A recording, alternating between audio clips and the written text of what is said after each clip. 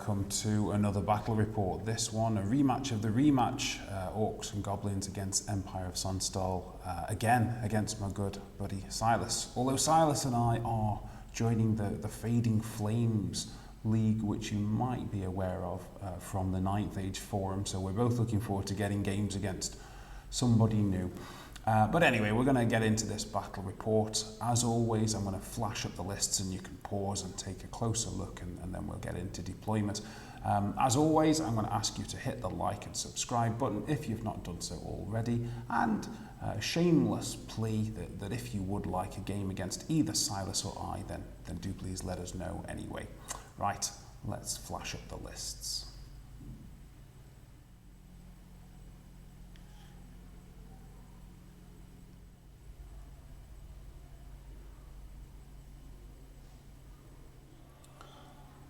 Okay, here we are in deployment then. So we are on map number 8. The game type is frontline clash, and the secondary objective is to secure the targets.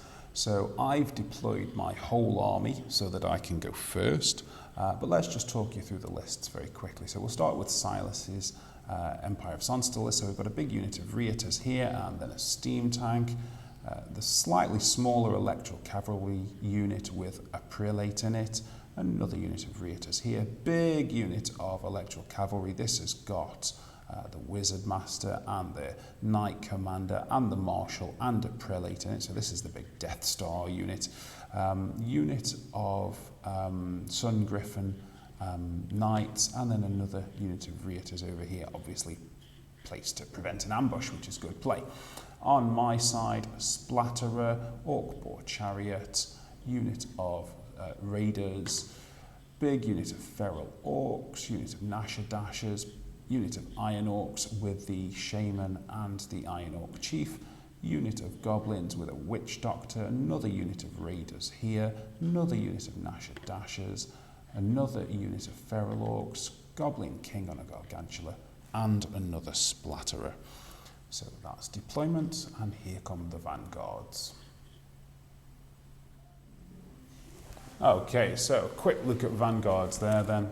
You can see that the Reiters are moving around the back of the board, and the Raiders moving up the front. I'm not sure about these Raiders, and I will move them back actually in my movement turn, but I want to get these Raiders around here causing march tests, just to be a nuisance really. That's vanguards.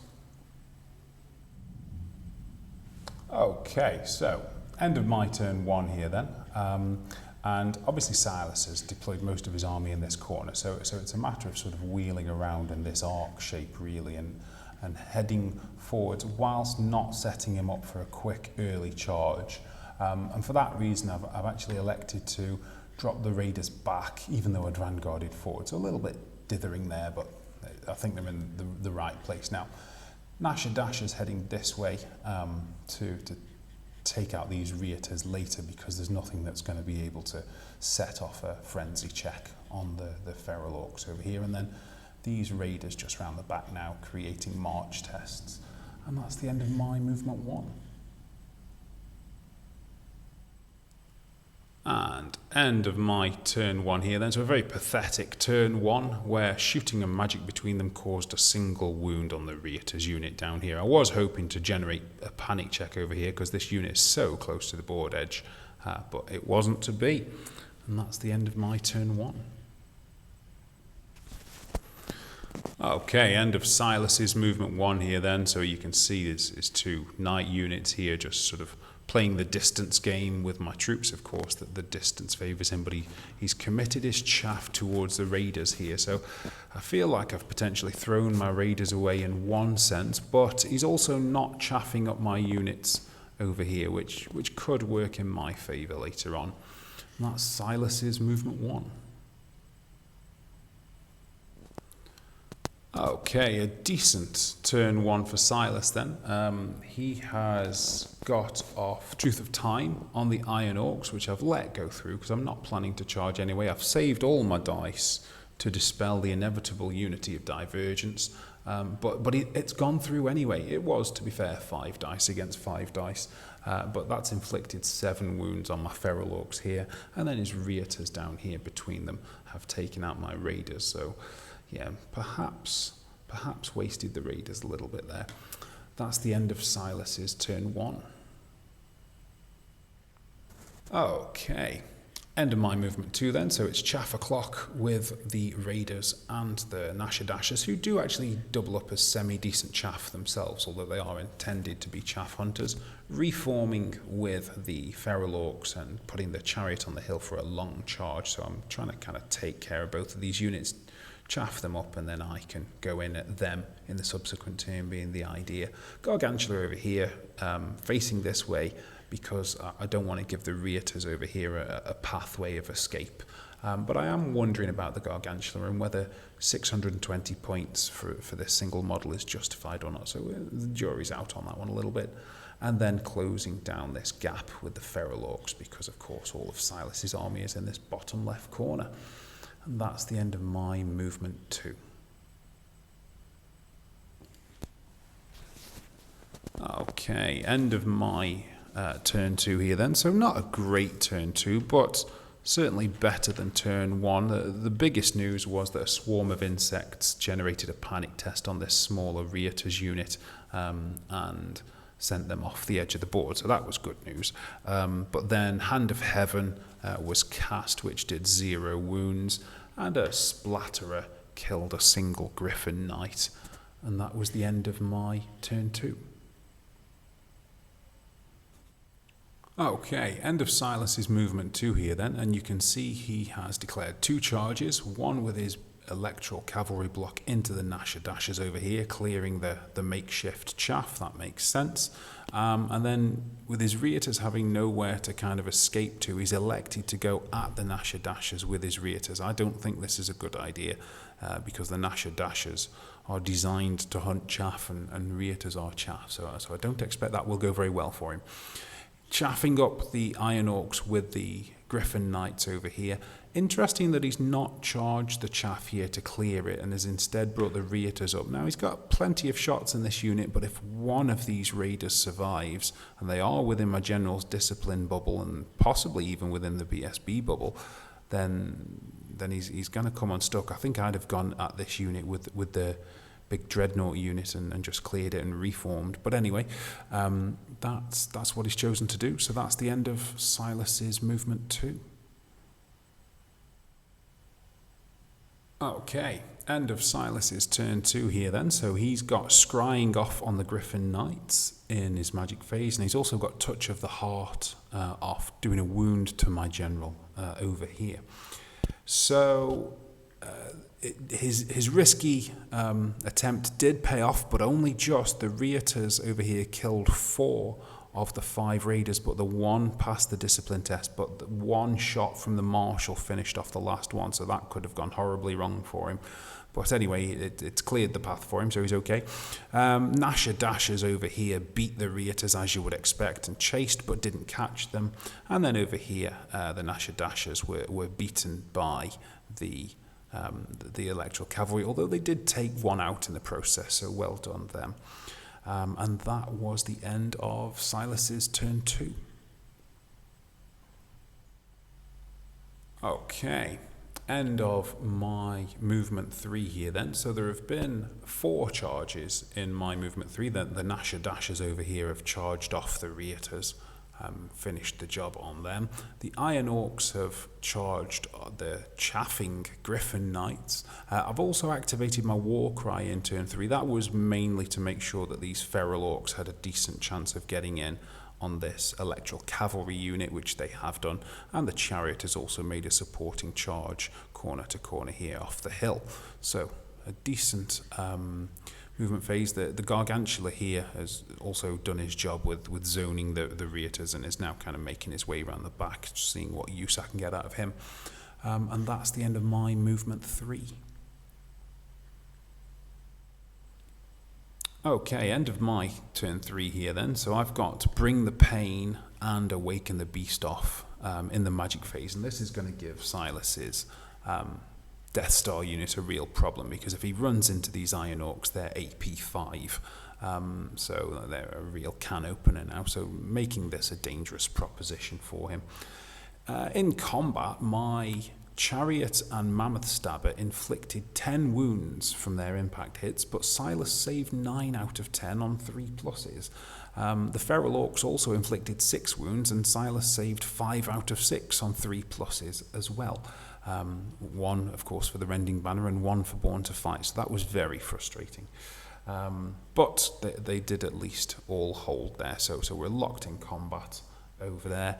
The Iron Orcs beat the Griffin Knights, who fled through the impassable terrain, fled through the Gargantula, so a bunch of dangerous terrain tests, and what was left couldn't fit in the gap over here, so they ended up running off the board, so that was quite unfortunate, but the Gargantula had been placed with that as a possibility, so that's the way that went. And then I've reformed to ensure that if he does decide to charge here and he does somehow break through this unit, then he will not be overrunning into the goblins, because he's 5 wide and I'm 7 wide, so I can control exactly the path that he would take there. So that's the end of my turn 3. Okay, Silas's movement 3 here then. So there have been no charges in his charge phase. He's decided against going after this unit of Iron Orcs and has backed off a little with his Death Star unit, but he has random moved the steam tank into the Chariot over here. Moving the Reiters also to pump a bunch of Strength 4 AP1 or AP2 shots off the Reiters, knowing that I've actually got nothing back here to deal with the Reiters, so this I think is good play. And that's the end of Silas's movement 3. Okay, end of Silas's turn 3 here then, and he's had a really good turn 3. He's got Unity of Divergence off in the magic phase. He's 5 diced on Flux card 1, which is very dangerous. But he's got away with it, and he's got a really good dice roll, and my 4 dice aren't going to stop it, so I've had to let it go through. It's done 4 wounds on the Iron Orcs and 1 on my General as well, so that's annoying. He's also cast Touch of the Heart on my unit champion. He obviously plans on issuing duels later and doesn't want me to be able to hide behind my champion. He's done that with 3 dice. I've attempted a 4 dice dispel and it's gone through anyway, so that's frustrating.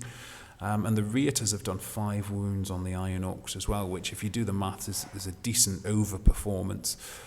So yeah, he's given my Iron Orcs a real pounding in turn 3, one that's not justified by laws of probability, I feel. He's also taken out the Chariot over here, but the Feral Orcs have held in combat, and that's the end of Silas's turn 3. Okay, so my movement 4 here then. So the Iron Orcs are no longer in a position where they're going to be able to hang around in multiple combats. So what I've elected to do is actually move backwards 2 inches. And then if Silas should charge at his Death Star unit at the Iron Orcs, he's probably going to kill 10 of them, but they're 9 or 10. But there are 11 models in the unit, so this is a little bit risky. But what I'm looking to do here is to have 1 or 2 survive, which is, you know, as long as 1 survives, they're going to be stubborn because they've got the bodyguard rule with the Iron Orc Chief, and then I'll be able to flank charge with the Feral Orcs. So that's what's going on there. The Feral Orc Shaman has actually jumped units and gone with the Feral Orcs here because I feel he's in quite a bit more danger now with only 1 wound remaining, so that's why he's there. And then the Gargantula coming round to present a potential rear charge to this unit should it go at the Iron Orcs, or even a long distance charge against the Reiters, give them a reason to kind of consider what they want to do. So that's the end of my movement 4. Okay, so end of my turn 4 here then, and I've had a fairly poor turn 4. I've got to Awaken the Beast off on these Iron Orcs, and that's the resilience version, the purpose there being that 1 or 2 survive, so that's what that's about. I've also got a Swarm of Insects off on the Reiters here, but that's done 0 wounds. I've had a Splatterer up here, Jam, and I've had this Splatterer over here, Malfunction. The Feral Orcs have won combat against this unit over here, and Silas's 3+ saves have become a bit more mathematically probable, but the Cavalry have held. And that was the end of my turn 4. Okay, Silas's movement 4 here then. So the one charge with the Death Star unit into the Iron Orcs, chaffing up the Gargantula, preventing that potential rear charge with the Reators there, and then a flank charge on the Feral Orcs with the Steam Tank. Probably not a good time to be a Feral Orc right now. That's the end of Silas's movement 4. Okay, end of Silas's turn 4 here then. So in the magic phase, he's got a Unity of Divergence off on the Goblins. He's only done 4 wounds, so quite a poor roll, but it was only against the Goblins. That's the only thing he can cast the spell on, so I wasn't really bothered about that. The Reators have done 2 wounds to the Gargantula during the shooting phase, but it was the combat round that was really important. So the Feral Orcs lost combat over here, but Silas needed to kill 1 more Feral Orc to break their steadfast. So they've actually held because they're steadfast, only on a 7 as well, but they made it, so that's that. The Knight Commander issued a duel which I decided to accept with my Iron Orc Chief because he's got Destiny's Call, so he's on a 4-up Aegis, and he made both of his Aegis saves, so that was lucky. And then he maxed out on his attacks, on his hits and his wounds, and he's AP 5, and he's actually done away with the Knight Commander, so that was lucky. They should have. The Knight Commander probably would have gotten 1 or 2 wounds on him, and he should have probably done 1 on the Knight Commander, but he's ended up doing 3, so that is very lucky. And then you can see there a few Iron Orcs have survived. The unit is therefore stubborn, and they've held. So that's the end of Silas's turn 4. Okay, on to my movement 5 then. So it is charge o'clock. Feral Orcs into the flank of this big Death Star unit here, and I'm quite happy that because of the impassable terrain here, my Shaman can't actually get into base contact, so I'm delighted about that. And the Gargantula at the Reators. Unfortunately, I think it's the end of the road for the Feral Orcs over here, but there are bigger priorities to be dealing with. So yeah, there you go. That's my movement 5. Okay, end of my turn 5 then, and it's chaos at the end of my turn 5. We've got an Awaken the Beast off on the Feral Orcs in the magic phase, making them strength 5, AP 3, because of the Born to Fight rule and the Rending Banner and Awaken the Beast. So they have beaten but not caught the big Death Star unit, and then the Reators and the Steam Tank have beaten the Feral Orcs, and the Feral Orcs have fled. Only 1 model has survived, the champion, but he's not been caught. So you've got a fleeing champion there and a fleeing electoral cavalry unit with characters there, and then the 2 units chasing them here and here. The Gargantula has obviously done away with the Reators as well. And so that was the end of my turn 5. Okay, Silas's movement 5 here then, and there are no charges, but the electoral cavalry with the marshal have rallied over here, and Silas is elected to reform over here because, of course, the electoral cavalry were preventing him from charging at that Feral Orc because he couldn't close the door because the fleeing unit was in the way. So he's reformed over here. He's also had the prelate come out of the unit. Obviously aware of the presence of the Gargantula. This is really good play actually, because if the Gargantula charges the unit here, they've got plenty of space to flee into. It will fail its charge and then it will get run into by a Steam Tank. So this is really good play. And that's the end of Silas's movement 5. Okay, Silas's turn 5 here then. So a less potent turn 5. He's got Scrying and Volan's Blessing off in the magic phase on what remains of his Death Star unit, obviously trying to protect them from the Feral Orcs. And the cannon on his Steam Tank has jammed. And that is the end of Silas's turn 5.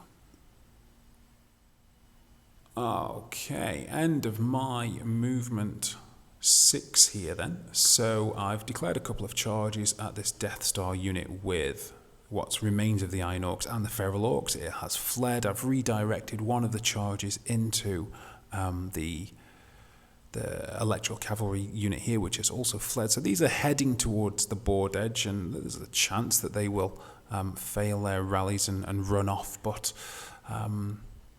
yeah, bit of an anticlimax to turn 6, not been able to close on anything. The Feral Orc champion, though, did rally, so that was pretty cool on a re-rollable 4, because he could use the Shaman's presence as the general and the BSB, so that's kind of helpful. Yeah, Gargantula keeping out of the way of the steam tank, and the Witch Doctor coming out to be able to get in range for some potential character sniping in the magic phase. So that's my movement 6. Okay, end of my turn 6 here then. I should have mentioned in the movement phase that my goblins took a cheeky 2-inch side step, bringing them within 6 inches of this secondary objective here. So I'm going to claim this objective point while contesting this one with one of these units, I would hope. So that was that. And then in the magic phase, I've got Awaken the Beast off on the Feral Orcs. Silas has got a long random move here because he's got to angle it past the Shaman. So he's got to go 11 inches to make this one here. A safer bet is for him to try his luck with the Feral Orcs and see if he can just generate a discipline test. So I've gone with that there anyway. And that was my magic phase. And then the Splatterer here has done 2 wounds on the solo prelate. And this is actually the only damage the Splatterers have done all game. But there you go. So that's the end of my turn 6. Okay, so this is the end of Silas's turn 6. I did unfortunately forget the movement photograph for Silas's turn 6, but let's just talk you through what happened. So the 2 cavalry units here have rallied, and then he's charged the Feral Orc with his prelate, and he has got the tank in against the Iron Orcs, so fair play there. In the magic phase, he's got Volan's Blessing off on the prelate, and you can see that's enabled him to finish off that Feral Orc and be confident of that. He's also got Unity of Divergence off against my Feral Orcs. Now, for the 3rd time in the game, Silas has put in 3 or 4 dice, on this case 4, and I've put in 5 dice on the Dispel attempt, and it's gone through again, so that's frustrating. And my Feral Orc is currently Resilience 5. He's been hit by a Strength 3 hit. He's taken the wound on a 6, and then again he's failed the Aegis save on a 5. So yeah, that's pretty annoying actually. And then the tank here has of course finished off the Iron Orcs, but at least the Chief did a couple of wounds and then didn't break. But Silas has picked up 250 points for finishing off the Feral Orcs, 300 points for finishing off the Iron Orcs, and 645 points for finishing off the Shaman. So he's come up with, you know, a good sort of 1,200 points or so in the dying moments of the game. So the game would end 2,345 to 1,735, so that's a 12-8 in Silas's favour, but then I pick up the secondary objective, so it becomes an 11-9 in my favour. In some ways I'm kind of happy with the result because I feel that there have been multiple times in the game when the dice have gone against me. I was very lucky to kill his Knight Commander, but I think that was the luckiest moment in the game. But when you think about all the things that went in Silas's favour, the number of casts that I put more dice into dispelling than he put into casting that went through, and plenty of those were Unity of Divergence, that is definitely responsible for the death of my general. Then you've also got the 90% success rate with his 3-up saves, and then 5 out of 6 3-up saves in that combat on that left flank over here earlier in the game. That was unlikely. And then you've got the fact that his Death Star unit got away when it broke from combat against 2 units that chased it as well. I think that fortune favoured Silas in this game, and so for me to come out with an 11-9, you know, I'm pretty happy with that result. Although that's not to say that this was entirely luck. There were a number of moments in the game when Silas played very well, which, you know, I pointed out as we went through the battle report. So yeah, there you go, an 11-9 at the end of the day. Not totally sold on the Gargantula. I think I'm going to make this a Huntsman and spend the points on some more Iron Orcs and see where else I can squeeze something in. But there you go, that's the end of the game. So thanks for watching, guys. Hope you've enjoyed it, and I will As always, see you next time.